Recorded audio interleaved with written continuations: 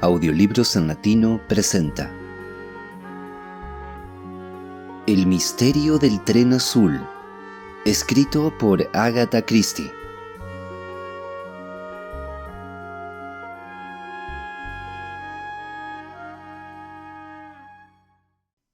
Capítulo 11. El crimen. Cuando Catherine se despertó, hacía una mañana preciosa. Fue a desayunar temprano, pero no encontró a ninguno de sus compañeros de la víspera. Cuando volvió a su compartimiento, ya todo había sido puesto en orden por el conductor, un hombre moreno con el bigote caído y rostro melancólico. «La señora está de suerte. Hace un día espléndido», comentó. «Es muy triste para los viajeros llegar en un día gris». «Realmente me hubiese sabido muy mal». Al salir, el hombre añadió: «Vamos con un poco de retraso, señora. Le avisaré antes de que entremos en Niza». Catherine asintió. Se sentó junto a la ventanilla, encantada con el paisaje bañado de sol.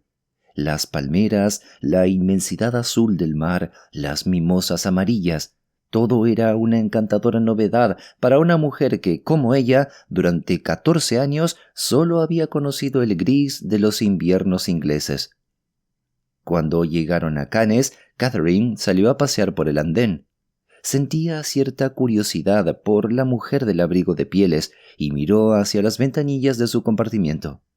Las cortinas permanecían echadas, eran las únicas que estaban echadas en todo el tren.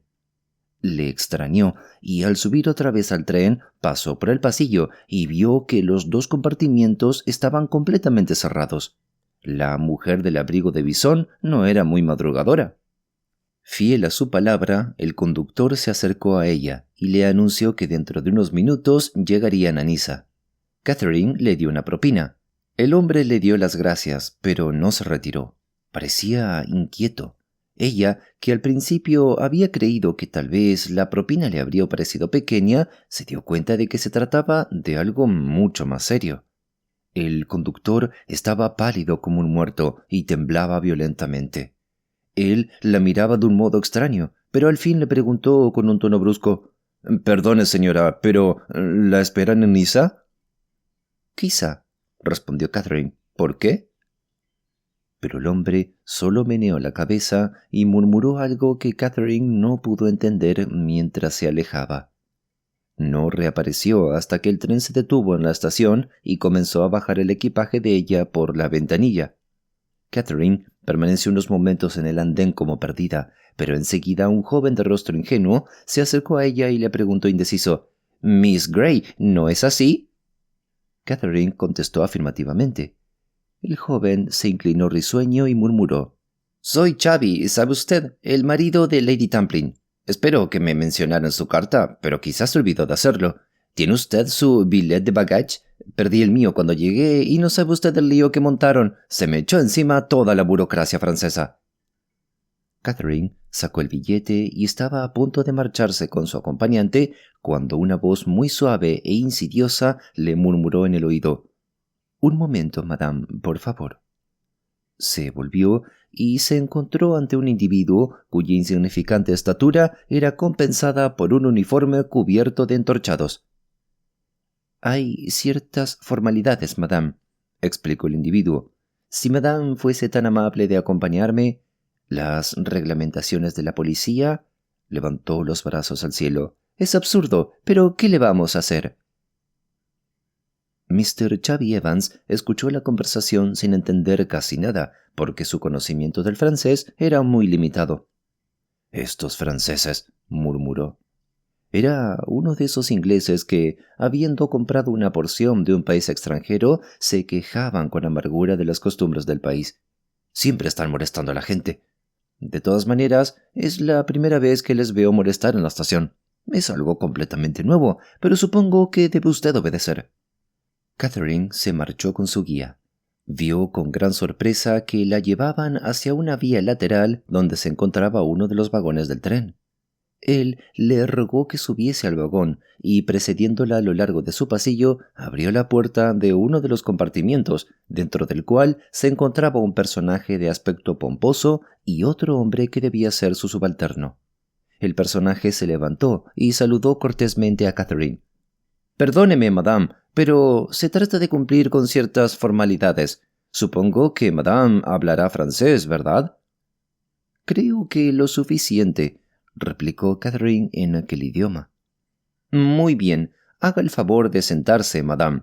Soy Monsieur K, comisario de policía». Abombó el pecho y Catherine trató de parecer impresionada.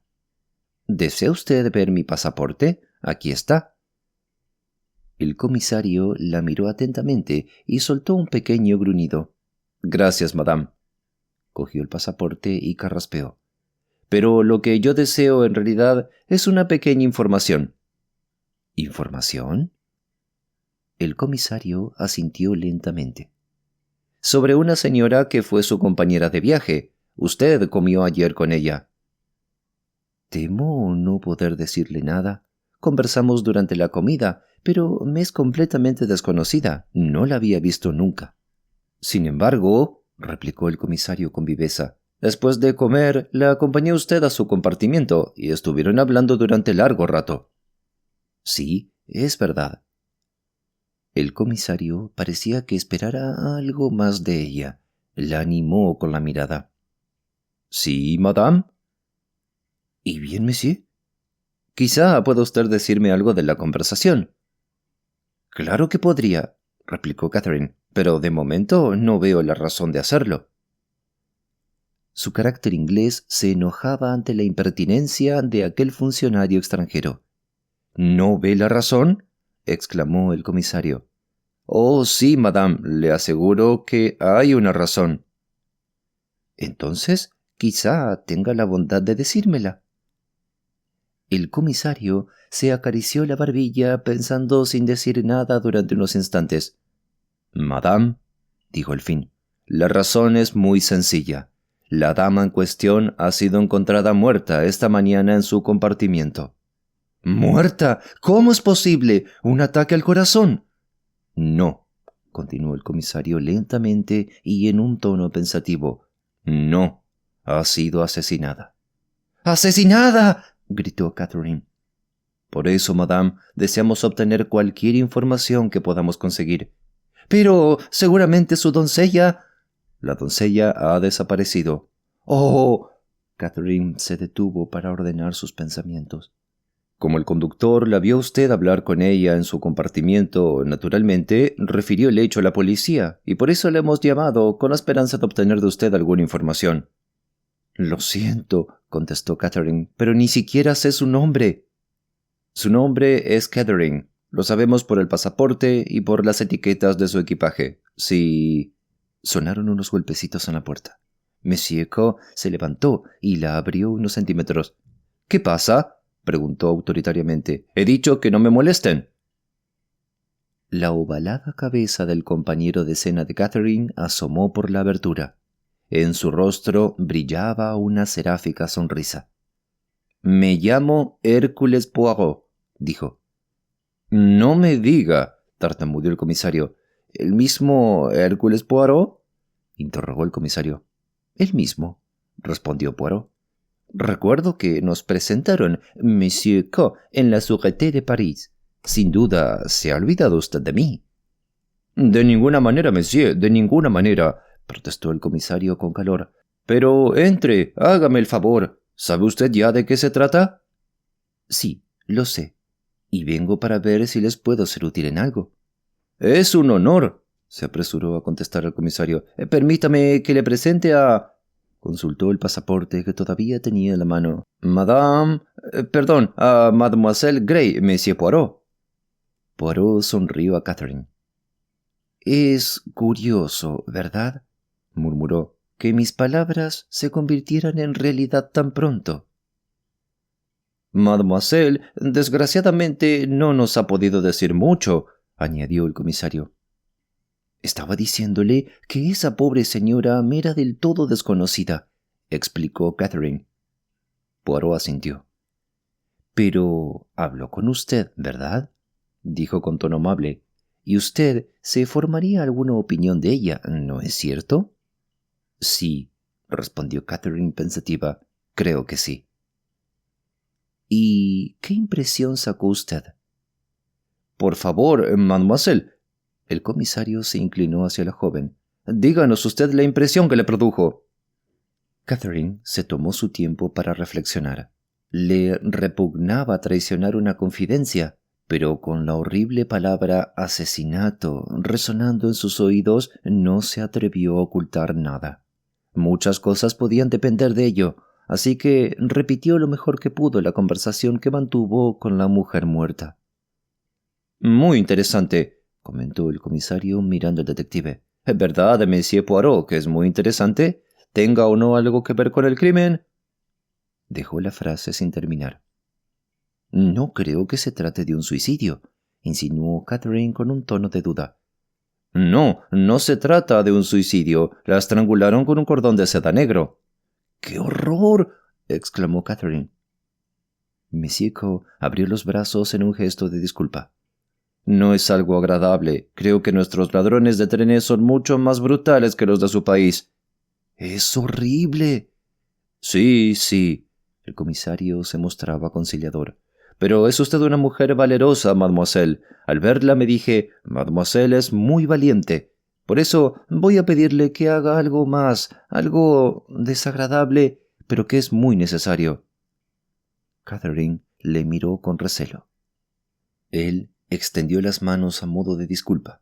Le voy a pedir a usted, mademoiselle, que tenga la bondad de acompañarme al compartimiento contiguo. ¿Tengo que hacerlo?, preguntó en voz baja Catherine. Es necesario identificarla, explicó el comisario, y como su doncella ha desaparecido, tosió significativamente. Usted es la persona que la vio más tiempo desde que ella subió al tren.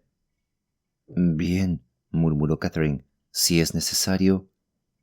Se puso de pie. Poirot hizo un gesto de aprobación. Mademoiselle es muy comprensiva. ¿Puedo acompañarles a ustedes, Monsieur Coe? Desde luego, Monsieur Poirot.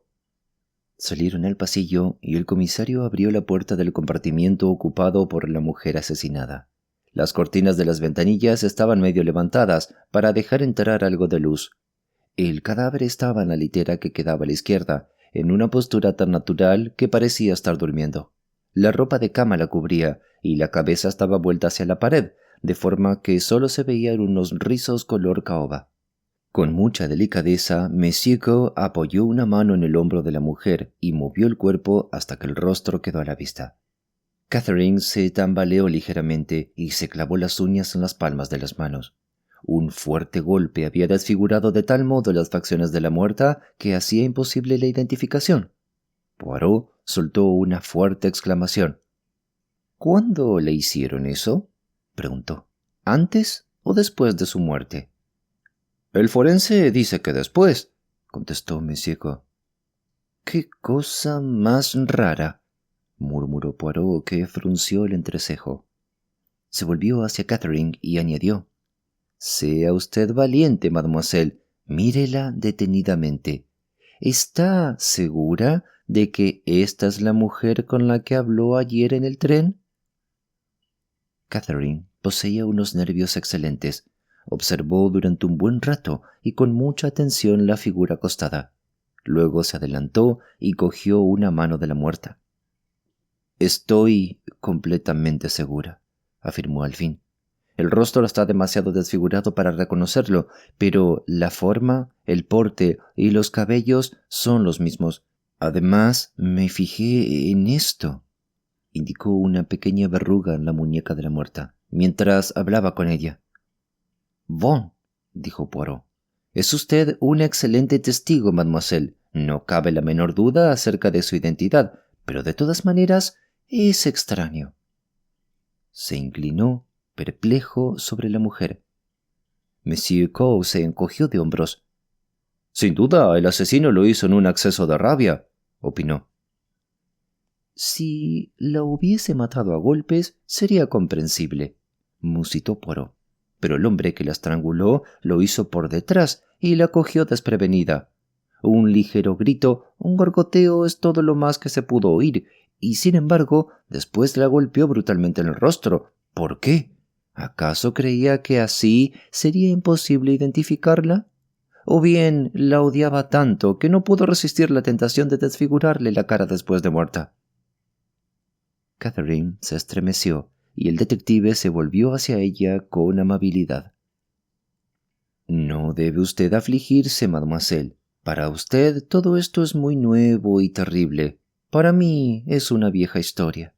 Les pido a los dos que me disculpen un momento». Ambos permanecieron junto a la puerta y le miraron mientras él hacía una rápida inspección del compartimiento. Se fijó en los vestidos de la mujer muerta, cuidadosamente doblados a los pies de la litera, en el abrigo de piel colgado de una percha y en el sombrerito de laca roja en la red de equipajes. Luego entró en el compartimiento contiguo, donde Catherine viera sentada a la doncella. Aquí no habían hecho la cama. Había 3 o 4 mantas amontonadas sobre el asiento, una caja de sombreros y un par de maletas. De pronto, Poirot se volvió hacia Catherine. «Usted estuvo ayer aquí. ¿Encuentra algo cambiado? ¿Falta alguna cosa?» Catherine miró con atención los 2 compartimientos. «Sí, falta un neceser de tafilete rojo que llevaba las iniciales RVK. Parecía un maletín pequeño o un joyero grande. Cuando lo vi, la doncella lo tenía sobre las rodillas». «Ah», exclamó Poirot. «Seguramente», añadió Catherine, «claro está que yo no sé nada de estas cosas, pero parece muy claro que si la doncella y las joyas han desaparecido». «¿Quiere usted decir que la ladrona es la doncella?», preguntó el comisario. «No, mademoiselle, hay una muy buena razón en contra». «¿Cuál es?». «La doncella se quedó en París». El comisario se volvió hacia Poirot.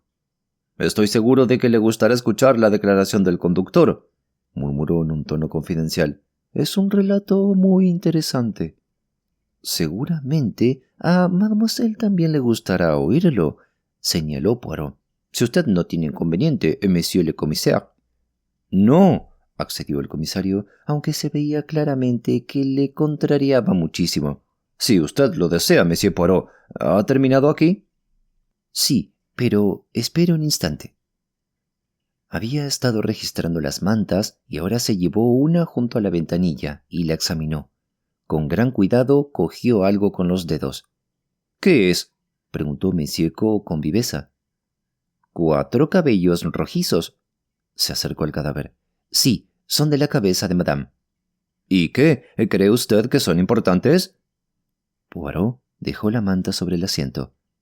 «¿Qué es importante y qué no lo es? No se puede saber a estas alturas, pero hemos de fijarnos en los menores detalles». Volvieron al primer compartimiento y a los pocos instantes llegó el conductor para ser interrogado. «Se llama usted Pierre Michel, ¿verdad?», preguntó el comisario. «Sí, señor comisario». «Le ruego que repita usted a este caballero lo que me ha contado respecto a lo ocurrido en la estación de París». «Muy bien, señor comisario. Al poco rato de salir de la Gare de Lyon, entré a preparar las camas pensando que la señora estaría en el vagón restaurante, pero ella tenía una cesta con viandas en el compartimiento. Me dijo que se había visto obligada a dejar a su doncella en París y que por lo tanto solo tenía que hacer una cama. Cogió la cesta y entró en el otro compartimiento y esperó allí mientras yo preparaba la cama. Después me dijo que no la despertase temprano porque le gustaba dormir hasta muy tarde». «¿Entró usted en el compartimiento contiguo?». «No, señor». «Entonces, ¿no tuvo ocasión de ver si entre el equipaje había un neceser de tafilete rojo?». «No, señor». «¿Hubiera sido posible que un hombre estuviera escondido en el otro compartimiento?». El conductor reflexionó. «La puerta estaba entreabierta. Si un hombre hubiese estado escondido detrás de ella, yo no hubiese podido verlo, pero desde luego lo hubiese visto la señora cuando entrara allí». «Bien», asintió Poirot. «¿Puede usted decirnos algo más?». «Creo que eso es todo, monsieur. No recuerdo nada más». «¿Y esta mañana?», preguntó Poirot. «Como había ordenado la señora, no la molesté. No fue hasta un poco antes de Cannes que me decidí a llamar a la puerta. Al no recibir respuesta, la abrí». La señora parecía estar durmiendo. La toqué en el hombro para despertarla y entonces... Sí, entonces descubrió usted lo que había ocurrido, le interrumpió Poirot. Está bien, creo que ya sé todo lo que me interesaba. Espero, señor comisario, rogó el conductor, que no considere que yo haya cometido alguna negligencia. Es horrible que haya ocurrido una cosa así en el tren azul. Tranquilícese, dijo el comisario. Se hará todo lo posible para que el suceso no trascienda, aunque solo sea en interés de la justicia. No creo que haya usted cometido ninguna negligencia. ¿Tendrá usted la bondad, señor comisario, de decírselo a la compañía? Desde luego, accedió impacientemente Monsieur Q. El conductor se retiró. Según el informe del forense, explicó el comisario, la mujer fue asesinada antes de que el tren llegara a Lyon. ¿Quién fue el asesino? Por el relato de Mademoiselle, se desprende que pensaba reunirse durante el viaje con el hombre que mencionó. El hecho de dejar a su doncella en París parece confirmarlo. ¿Subió ese hombre al tren en París y ella lo escondió en el compartimiento contiguo? Si fue así, quizá se pelearan y él la matara en un acceso de cólera. Esta es una posibilidad. La otra, a mi juicio la más lógica, es que el asesino fue un ladrón de trenes vulgar que, sin ser visto por el conductor, entró en el compartimiento, la mató y se fue con el neceser rojo, que seguramente contenía joyas de gran valor. Lo más probable es que abandonara el tren en Lyon. Ya hemos telegrafiado allí por si alguien le vio apearse. Tal vez vino hasta Niza, sugirió Poirot. Es posible, dijo el comisario, pero eso sería algo muy arriesgado. El detective guardó silencio durante unos momentos y al fin dijo: Entonces, si eso es así, ¿usted cree que el hombre es un vulgar ladrón de trenes? El comisario se encogió de hombros. Depende. Primero hemos de encontrar a la doncella. Es posible que ella tenga en su poder el neceser rojo. De ser así, el hombre que la difunta le mencionó a Mademoiselle estaría mezclado en el asunto y lo transformaría en un crimen pasional. De todas maneras, yo creo que la solución del ladrón de trenes es la más plausible. Esos bandidos son cada vez más audaces. Poirot miró a Catherine. ¿Y usted, mademoiselle, vio u oyó algo durante la noche? No, contestó ella. Poirot se volvió hacia el comisario. Creo que no hay necesidad de entretener más a mademoiselle. El comisario asintió. ¿Tiene usted la bondad de dejarnos su dirección? Catherine le dio el nombre de la villa de Lady Tamplin. Poirot le hizo una ligera reverencia. ¿Me permitirá usted verla de nuevo, mademoiselle?, preguntó. ¿O tiene usted tantos amigos que no la dejarán ni un momento libre? Al contrario, contestó Catherine, dispondré de mucho tiempo y tendré mucho gusto en volver a verle.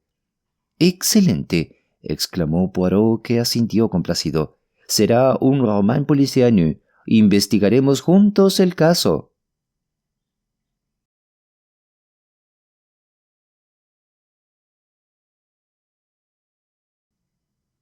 Capítulo 12.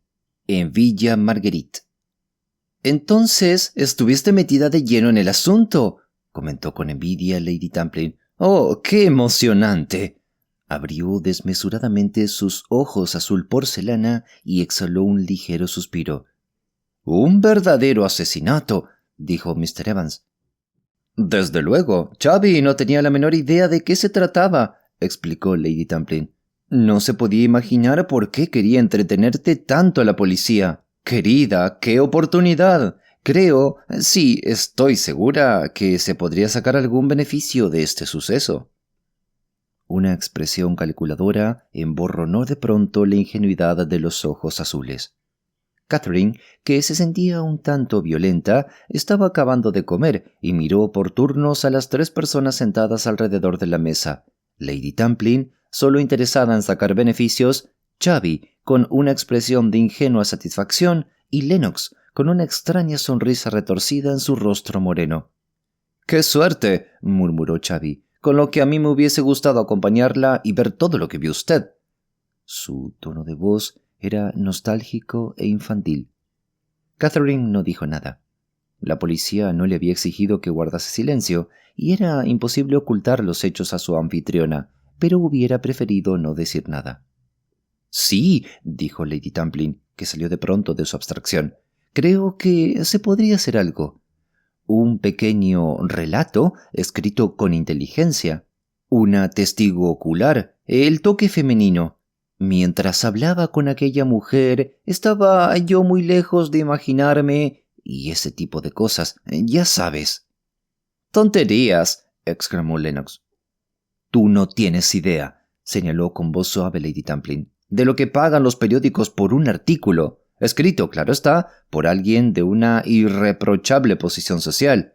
No tendrías que hacerlo tú, Catherine. Bastará con que me cuentes los hechos y yo me encargaré de todo el asunto por ti.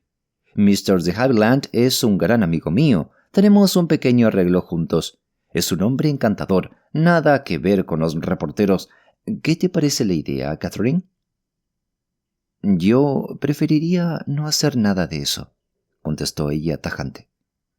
Lady Tamplin quedó desconcertada con esta rotunda negativa. Suspiró y trató de conocer nuevos detalles. «¿Dices que era una mujer muy vistosa? Me pregunto quién podía ser. ¿No oíste su nombre?» «Lo dijeron», admitió Catherine, «pero no lo recuerdo. Estaba tan confusa». «Lo creo», dijo Mr. Evans. «Debe de haber sido un golpe terrible para usted». Seguramente, aunque Catherine se hubiese acordado del nombre, no lo hubiera dicho. El implacable interrogatorio de Lady Tamplin le atacaba los nervios. Lennox, que a su manera no se perdía detalle, se dio cuenta y se ofreció para acompañarla a la habitación de la planta alta. Antes de dejarla allí, le comentó en un tono amable: «No hagas caso de mamá. Si pudiese, sacaría dinero hasta de su abuela agonizante». Lennox bajó al salón, donde su madre y su padrastro hablaban de la recién llegada. «Es una mujer muy presentable», dijo Lady Tamplin. «Viste muy bien. El vestido gris es el mismo modelo que llevaba Gladys Cooper en Palmeras de Egipto». «¿Te has fijado en sus ojos?», interrumpió Evans. «Olvídate de sus ojos, Xavi», le reprochó Lady Tamplin con un tono agrio. «Estamos hablando de cosas realmente importantes». «Oh, venga ya», contestó Xavi y se encerró en su caparazón. «No me parece muy... maleable», insinuó Lady Tamplin, dudando antes de emplear esta palabra. «Tiene todos los rasgos de una dama, como dicen en los libros», dijo Lennox con una sonrisa. «Algo mojigata», murmuró Lady Tamplin. «Algo inevitable, dadas las circunstancias». «Sin duda, harás todo lo posible por modernizarla», opinó Lennox sonriente. «Pero no creo que lo consigas. Ya lo has visto. Se ha enfadado como una mula». «De todas maneras», apuntó su madre esperanzada, «no la creo muy interesada. Hay gente que cuando tienen dinero le conceden una excesiva importancia». «Respecto a eso, me parece que no te será difícil sacarle lo que quieras», aseguró Lennox. «Y después de todo, para ti es lo más importante, ¿verdad? Para eso la has hecho venir». «Es mi prima», contestó Lady Tamplin con dignidad. «Ah, es tu prima», intervino Xavi otra vez. «Entonces tendré que tutearla». «No tiene importancia cómo la llames, Xavi», contestó su esposa. «Bien», dijo Mr. Evans. «Entonces la tutearé. ¿Sabes si juega tenis?», añadió interesado. «Claro que no. Ya te he dicho que ha sido señorita de compañía. Las damas de compañía no acostumbran a jugar al tenis ni al golf.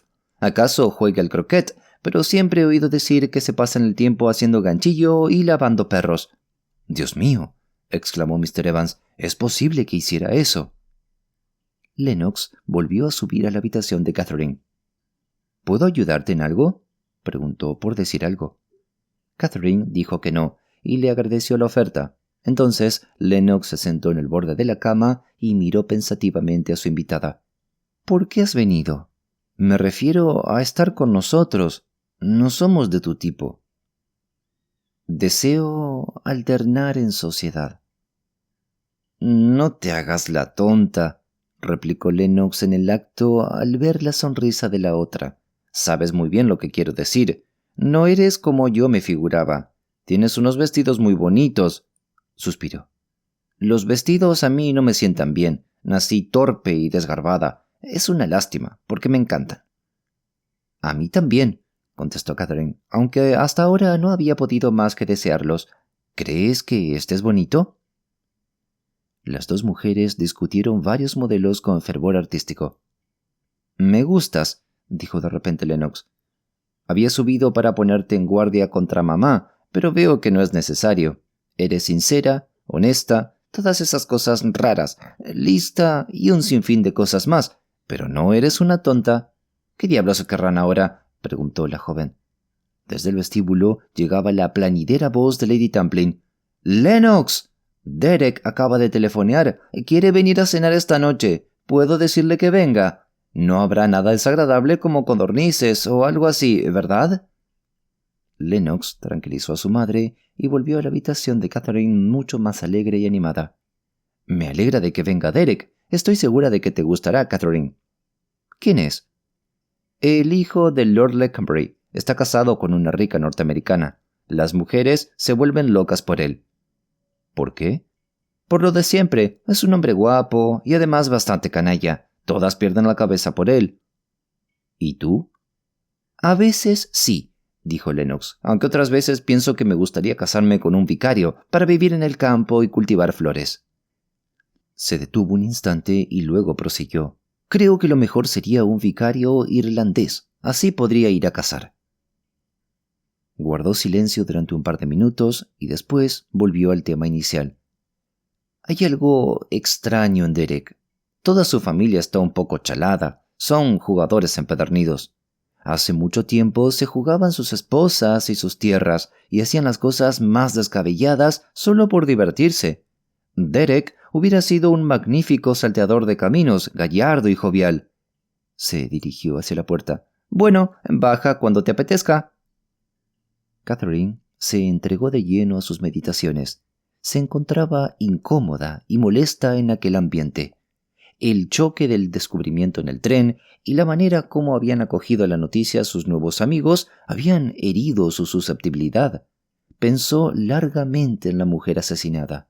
Había sentido pena por Ruth, aunque en realidad no podía decir que le hubiese sido simpática. Había adivinado con toda certeza su despiadado egoísmo, que era la clave de su personalidad, y le repelía. Le había divertido y también disgustado un poco la fría despedida de Ruth, una vez se hubo desahogado con ella. Estaba segura de que, después de las confidencias, había tomado alguna decisión, pero se preguntaba cuál había sido. De todos modos, fuera la que fuese, se había interpuesto la muerte, convirtiendo en inútil todas sus decisiones. Era verdaderamente extraño que sucediese así y que un crimen brutal hubiera sido el final de aquel viaje.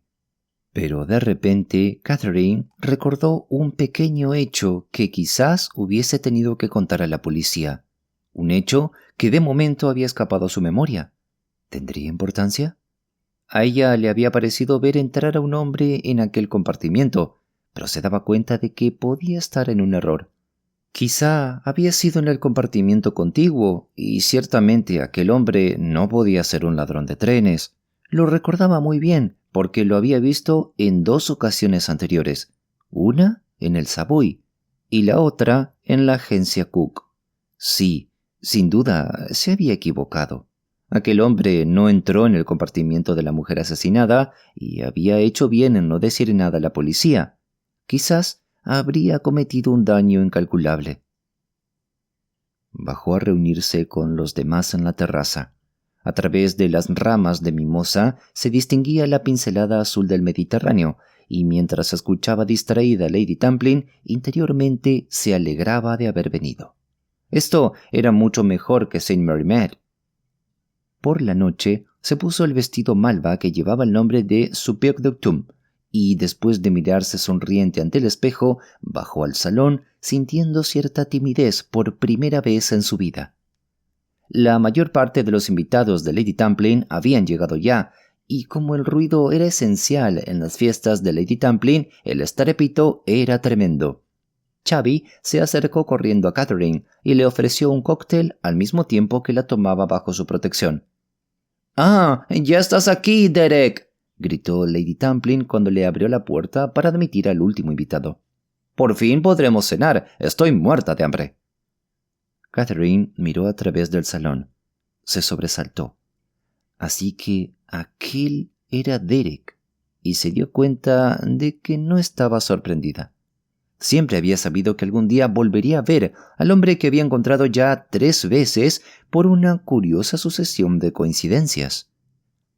Estaba segura de que él también la había reconocido, pues Derek se interrumpió bruscamente mientras hablaba con Lady Tamplin y luego siguió hablando, aunque con visible esfuerzo. Se dirigieron a la mesa y Catherine se encontró con que él lo tenía a su lado. Él se volvió hacia ella en el acto con una encantadora sonrisa.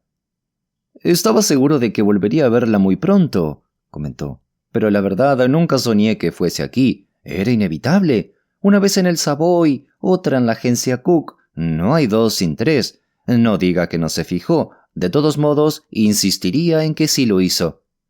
«Sí, que lo vi», respondió Catherine. «Pero esta no es la tercera, sino la cuarta.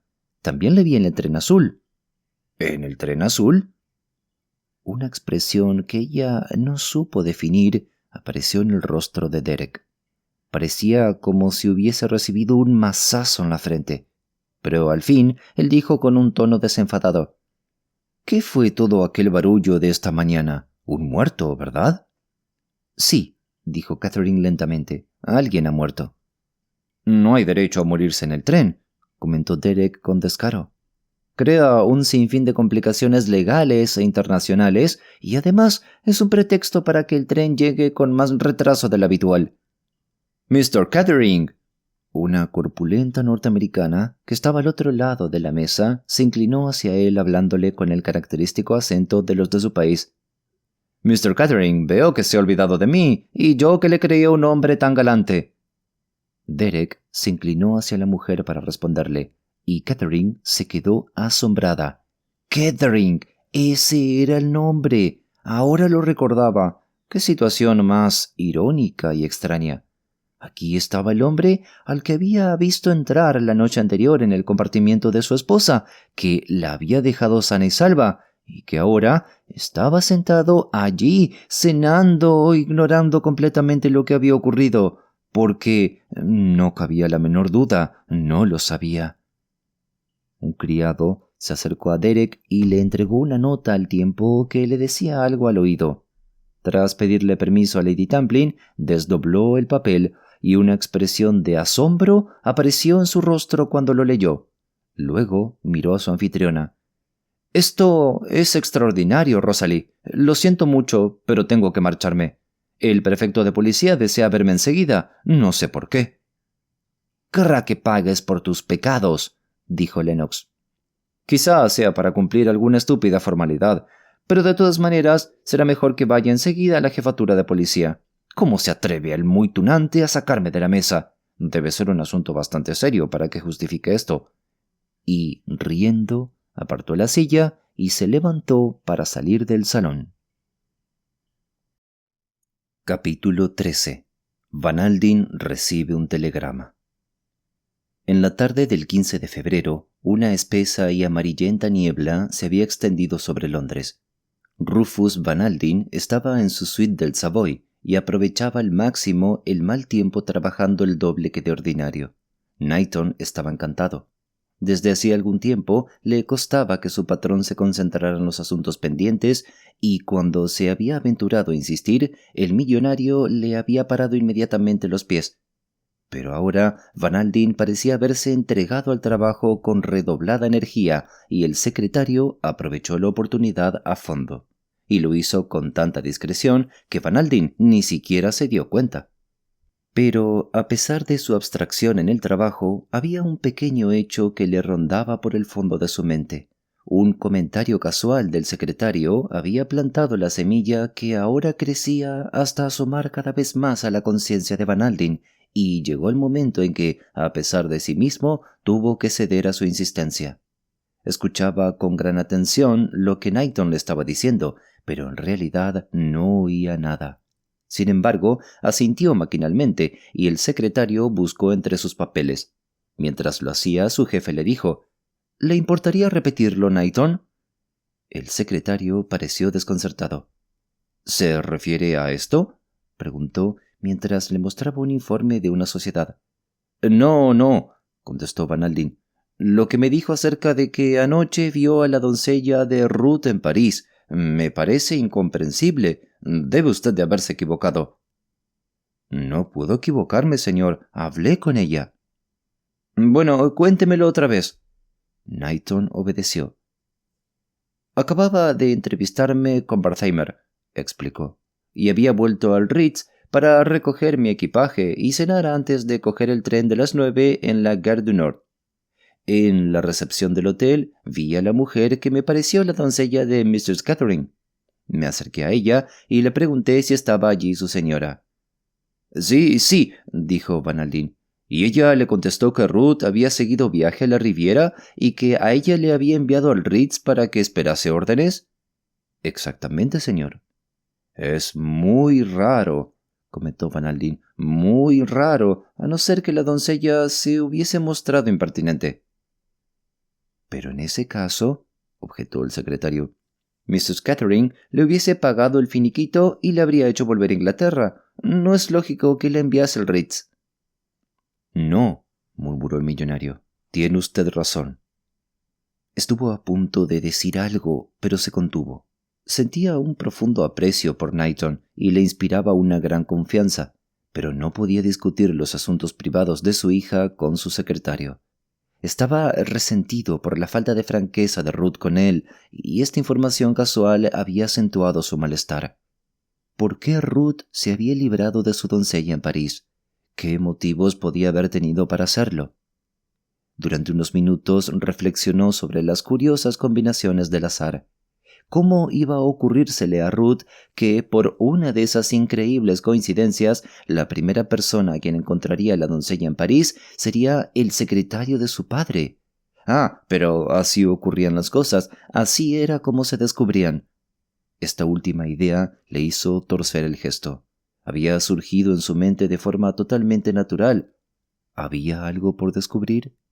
Lamentó hacerse aquella pregunta porque conocía la respuesta, que estaba seguro de ello, Armand de la Roche. Resultaba muy amargo para Van Alden que su hija se dejara engañar por aquel hombre, aunque debía admitir que no había sido la única. Otras mujeres inteligentes y distinguidas habían sucumbido con idéntica facilidad a la fascinación del conde. Los hombres veían perfectamente su juego, pero las mujeres no. Buscó una frase para disipar cualquier sospecha de su secretario. «Ruth siempre está cambiando de idea», comentó, y añadió en tono despreocupado. «¿La doncella le dio alguna razón para el cambio de planes?». Knighton replicó con la mayor naturalidad que pudo simular.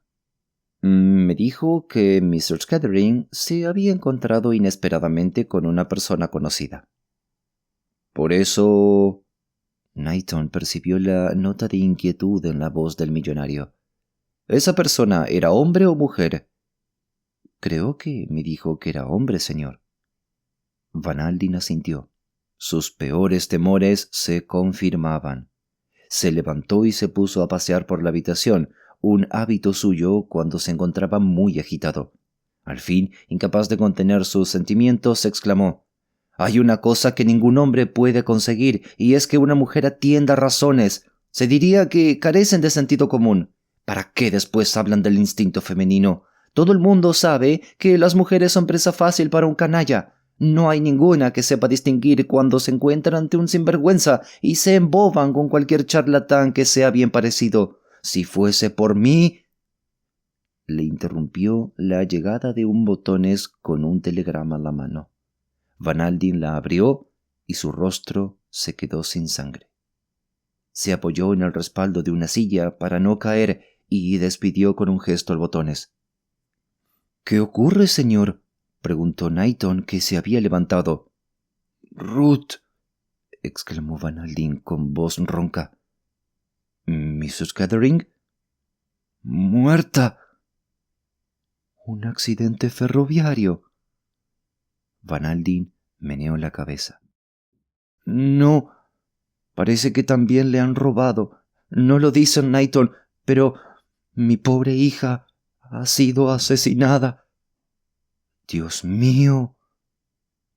Van Alden apoyó un dedo en el telegrama. Es de la policía de Niza. Tengo que ir para allá en el primer tren. Knighton, eficaz como siempre, miró el reloj. A las 5 sale uno de la estación Victoria. Vendrá usted conmigo, Knighton. Telefoné a mi criado Archer y arregle usted sus cosas. Lo dejo a su cargo. Me voy a Carson Street. Sonó el teléfono y el secretario cogió el aparato. Dígame. Escuchó la respuesta y se volvió hacia Van Alden.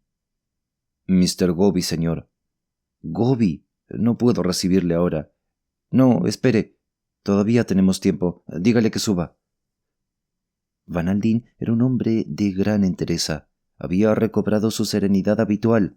Pocas personas hubiesen notado algo extraño cuando recibió a Gobi.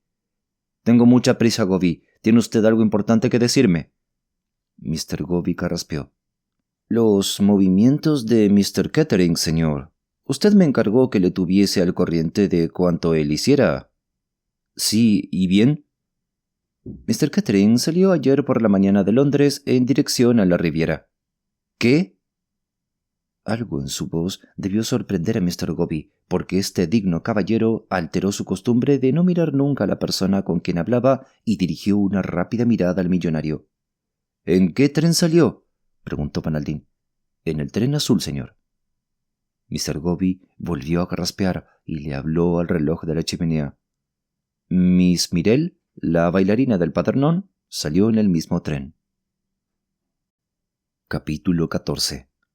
El relato de Ada Mason. No tengo palabras, monsieur, para manifestarle el horror, la consternación y la profunda simpatía que experimentamos por usted.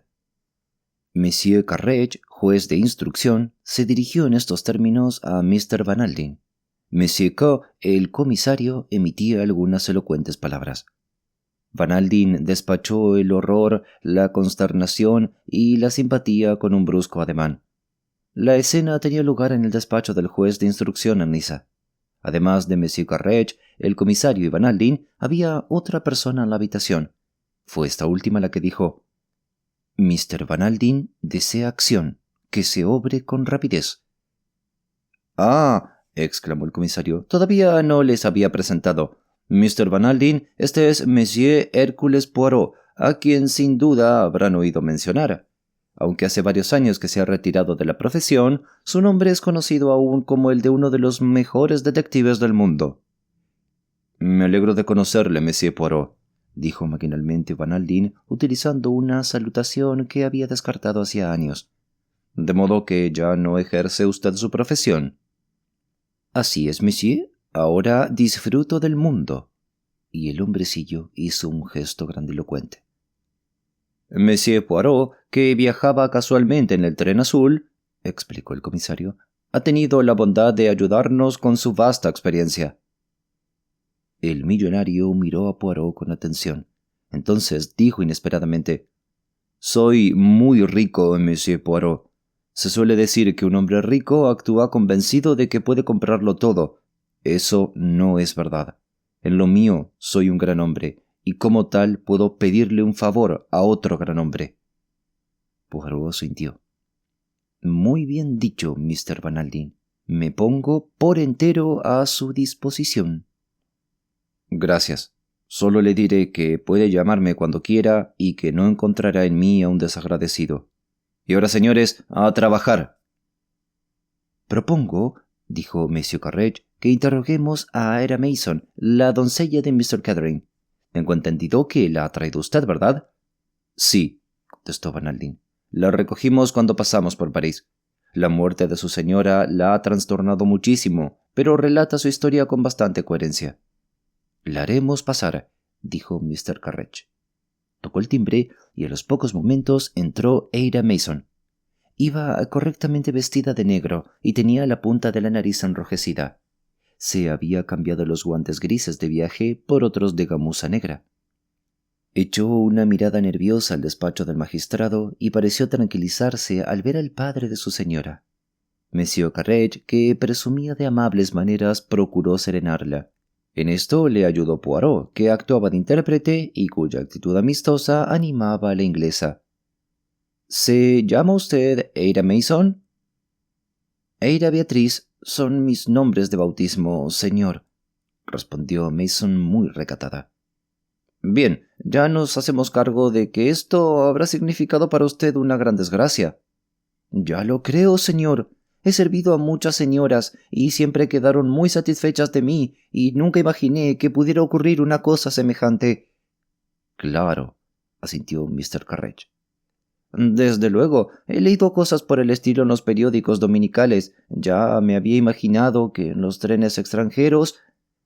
Se detuvo al recordar que el caballero con quien estaba hablando era de la misma nacionalidad de los trenes. Empecemos por el principio, dijo Monsieur Carrege. Tengo entendido que, cuando salieron de Londres, no se había dicho nada sobre que usted se quedaría en París. No, señor. Íbamos a ir directamente a Niza. ¿Había viajado usted alguna vez al extranjero con su señora? No, señor. Solo llevaba 2 meses a su servicio.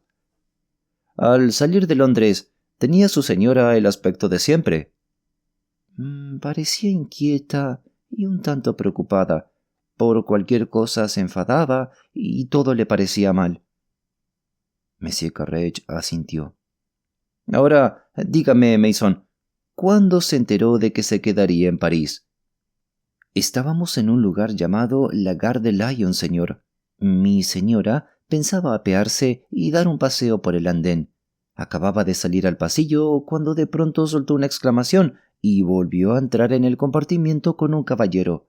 Cerró la puerta de comunicación con el mío y ya no pude ver ni oír nada hasta que la abrió otra vez para decirme que había cambiado de parecer.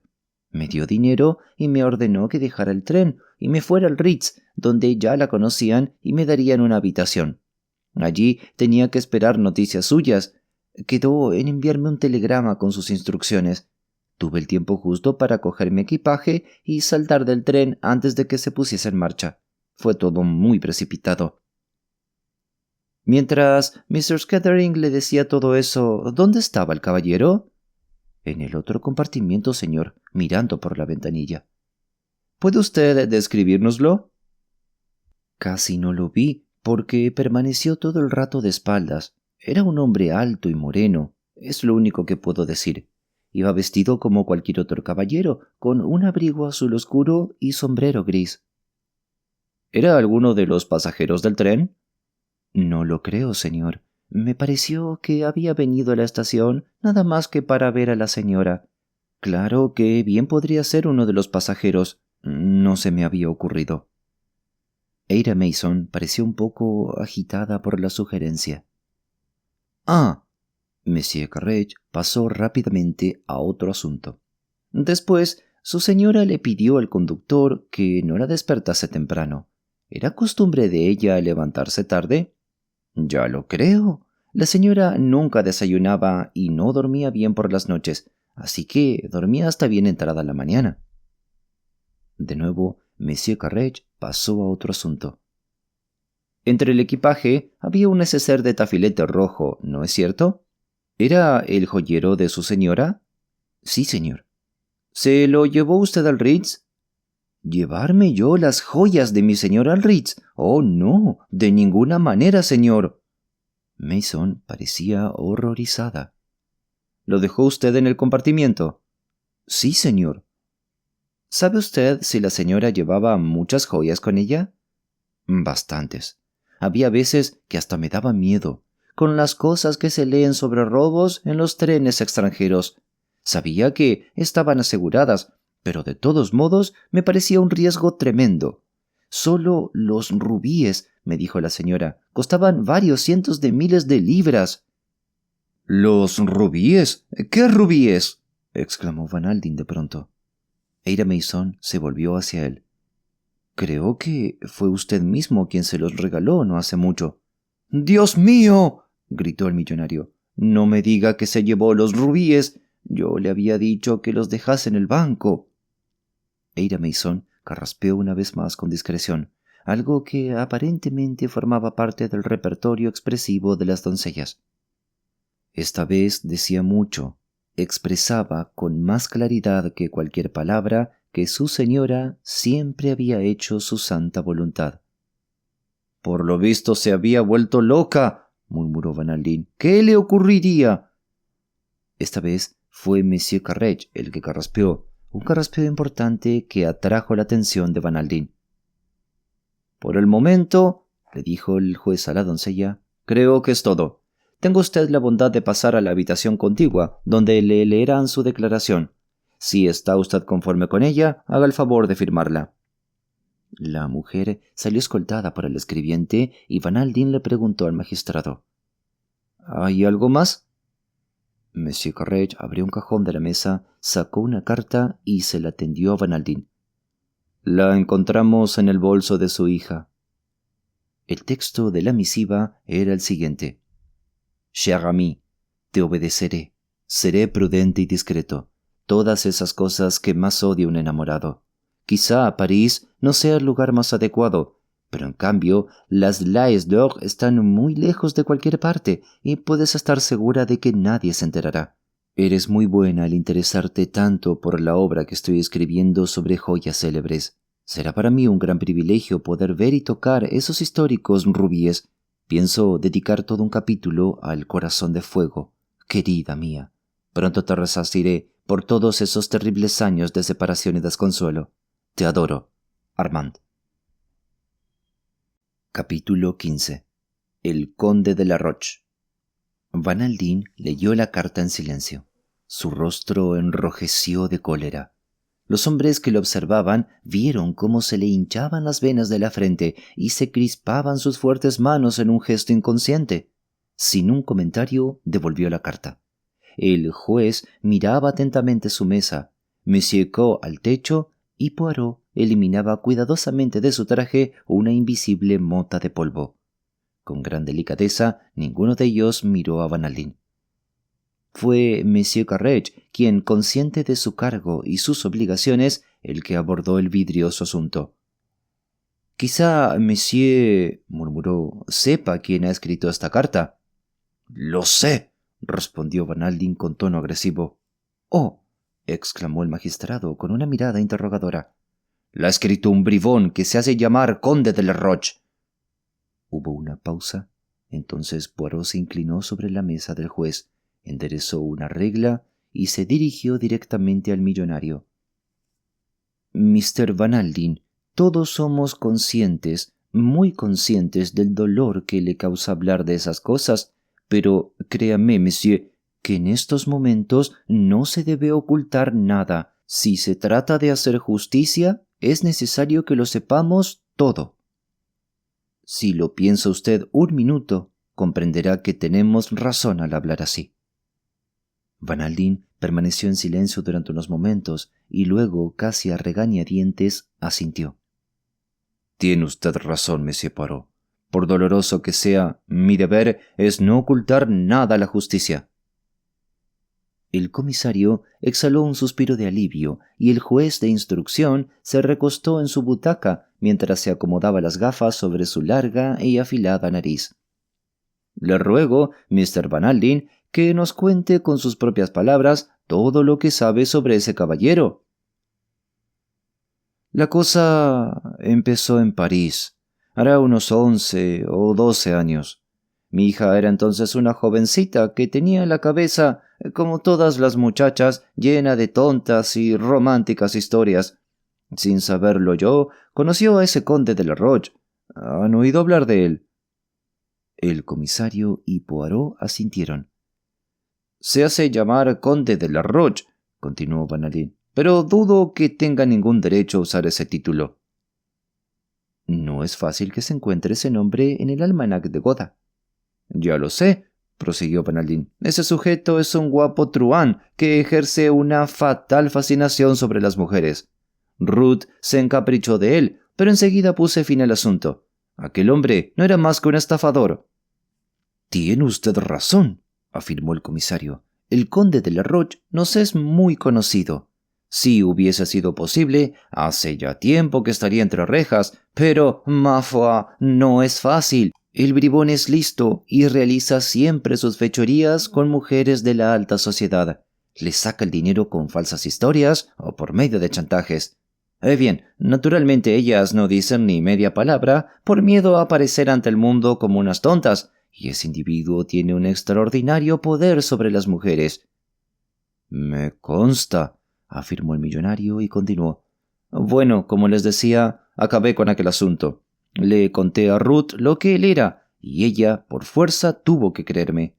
Un año después, conoció a Derek Kettering, y luego se casó con él. Para mí aquello fue el final del asunto, pero solo hace una semana descubrí, con profundo asombro, que mi hija había reanudado sus relaciones con el conde de la Roche. Se veían a menudo en Londres y en París. Yo le reproché la imprudencia que cometía, pero debo decirles, señores, que a instancias mías iba a entablar una demanda de divorcio contra su marido. Eso es interesante, murmuró Poirot lentamente, con la mirada puesta en el techo. Van Alden le miró fijamente y añadió: Le señalé la locura de continuar viendo al conde en aquellas circunstancias. Creí que él había convencido. El juez de instrucción carraspeó con delicadeza. Pero por lo que dice esa carta, empezó a decir y se detuvo. Van Alden avanzó la barbilla con gesto decidido. Ya lo sé, es inútil darle más vueltas. Por muy desagradable que sea, tenemos que enfrentarnos a los hechos. Parece claro que Ruth había arreglado lo de ir a París para reunirse con el conde de la Roche. Por lo visto, después de lo que dije, le escribió citándole en otro lugar. Las Languedoc, comentó el comisario pensativo, están situadas delante de las Gieres. Es un lugar remoto e idílico. Van Alden asintió. Dios mío, ¿cómo pudo Ruth ser tan tonta?, exclamó en tono amargo. Todas esas paparruchas sobre escribir un libro de joyas. Seguro que iba detrás de los rubíes desde el principio. Son unos rubíes muy famosos, explicó Poirot. Formaban parte de las joyas de la corona rusa. Son únicos en su clase, y su valor es casi fabuloso. Hace poco corrió el rumor de que habían pasado a manos de un rico norteamericano. Por lo visto, fue usted quien las adquirió. Sí, las adquirí en París hace unos 10 días. Dígame, ¿duraron mucho tiempo las negociaciones para su adquisición? Poco más de 2 meses. ¿Por qué? Esas cosas se saben, manifestó Poirot. Siempre hay un pequeño grupo de ladrones que van detrás de alhajas así. Un espasmo desfiguró el rostro de Van Alden. Recuerdo, dijo con voz entrecortada, que al entregarle el collar a Ruth, le comenté bromeando que no se lo llevase a la Riviera, porque no quería exponerla al peligro de que la robaran y asesinaran por culpa de los rubíes. Dios mío, las cosas que se dicen sin saber o soñar que se convertirán en realidad. Los demás guardaron un respetuoso silencio, y entonces Poirot habló con un tono distante. Arreglemos nuestros hechos con orden y precisión. De acuerdo con nuestra presente teoría, se sucedieron de la siguiente manera. El conde de la Roche sabe que usted compró los rubíes. Con una simple estratagema, induce a Mr. Scattering a que traiga las piedras con ella. Él es, pues, el sujeto que Ada Mason vio en el tren, en París. Los 3 hombres asintieron. Poirot continuó. Madame se sorprende al verle, pero él resuelve la situación rápidamente. Quita a Ada Mason de en medio, se compra una cesta de provisiones. El conductor hizo la cama del primer compartimiento, pero no entró en el segundo, y en este podía estar perfectamente escondido un hombre. Hasta entonces, el conde ha estado oculto de maravilla. Nadie conoce su presencia en el tren, excepto Madame. Él ha tenido buen cuidado de que la doncella no le viera el rostro. Todo cuanto ella puede decir es que era alto y moreno, lo cual es sumamente vago. Están solos. El tren corre a través de la noche. No hay gritos ni lucha, porque ella cree que aquel hombre la ama. Al llegar aquí, Poirot se volvió hacia Van Helsing gentilmente. La muerte, señor, fue casi instantánea. No insistiremos sobre este punto. El conde se apodera del joyero que está a su alcance y poco después el tren entra en Lyon. Monsieur Carrage asintió. Precisamente, el conductor se baja. Sería facilísimo para nuestro hombre saltar del tren sin ser visto, y también muy fácil coger otro tren de regreso a París o a cualquier parte que prefiera, y el crimen se atribuiría a un ladrón de trenes vulgar. De no ser por la carta encontrada en el bolso de Madame, nadie hubiera mencionado al conde. Fue una verdadera torpeza por su parte no registrar el bolso, dijo el comisario. Sin duda, creyó que ella había destruido la carta. Fue, y perdóneme, monsieur, una indiscreción enorme conservarla. Y, sin embargo, una indiscreción que el conde debía haber previsto, murmuró Poirot. ¿Qué quiere usted decir? Que todos estamos de acuerdo en que el conde conoce a fondo a las mujeres. Pues bien, conociéndolas tanto, ¿cómo no previó que Mr. Scattering conservaría la carta? Sí, dijo el juez dubitativo. Hay algo de verdad en lo que usted dice. Pero, en semejantes momentos, el hombre no es dueño de sí mismo y no puede razonar serenamente. Mon Dieu, añadió con sentimiento, si nuestros criminales no perdiesen nunca la cabeza y obrasen con inteligencia, ¿cómo lograríamos capturarlos? Poirot sonrió para sus adentros. El caso me parece muy claro, prosiguió el juez, pero muy difícil de probar. El conde es muy astuto, y a menos que la doncella logre identificarlo... Lo que es muy improbable, afirmó Poirot. Cierto. El juez se rascó la barbilla. Será muy difícil. Si él, en realidad, no cometió el crimen, empezó Poirot. El comisario le interrumpió. ¿Sí? ¿Ha dicho si él no cometió el crimen?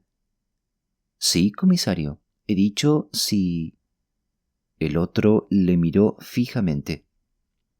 Tiene usted razón, reconoció al fin. Vamos demasiado deprisa. Es muy posible que el conde tenga una coartada, en cuyo caso quedaríamos en ridículo. Par exemple, replicó Poirot. Eso no tiene ninguna importancia. Es lógico que si ha cometido el crimen tenga una coartada. Un hombre de la experiencia del conde no deja de tomar precauciones. No, yo dije sí por una razón muy clara. ¿Qué razón es esa? Poirot levantó un dedo en un gesto enfático. La psicología. ¿Qué? Exclamó el comisario. Se echa de menos la psicología. El conde es un canalla, sí. El conde es un estafador, sí. El conde se aprovecha de las mujeres, sí. ¿Se proponía robar las joyas de Madame? Sí. ¿Un hombre así es capaz de cometer un asesinato? No. Alguien como el conde es un cobarde que no corre riesgos. Le gusta apostar sobre seguro, pero asesinar, no, y 1000 veces no. Poirot meneó la cabeza disgustado. Sin embargo, el juez no parecía dispuesto a dejarse convencer. Llega un día en que tales individuos pierden la cabeza y van demasiado lejos, observó sabiamente. Sin duda este es uno de esos casos, aunque no es mi intención contradecirle, Monsieur Poirot. Solo he expuesto una opinión, se apresuró a explicar Poirot. Desde luego, el caso está en sus manos y usted hará lo que crea conveniente. Estoy convencido de que debemos detener al conde de la Roche, opinó Monsieur Carrage. ¿Está usted de acuerdo, comisario? Desde luego. ¿Y usted, Mr. Van Helsing? Sí, asintió el millonario. Ese hombre es un verdadero canalla, no cabe duda. Me temo que será difícil echarle el guante, señaló el magistrado, pero haremos cuanto podamos. Telegrafiaremos las órdenes pertinentes. Permítanme ayudarle, rogó Poirot. No habrá ninguna dificultad para detenerlo. ¿Qué? Los tres hombres le miraban extrañados. El hombrecillo les dedicó una sonrisa beatífica. Mi trabajo es saber cosas, explicó. El conde es un hombre inteligente. En la actualidad se halla en la villa que he alquilado, Villa Marina de Antibes.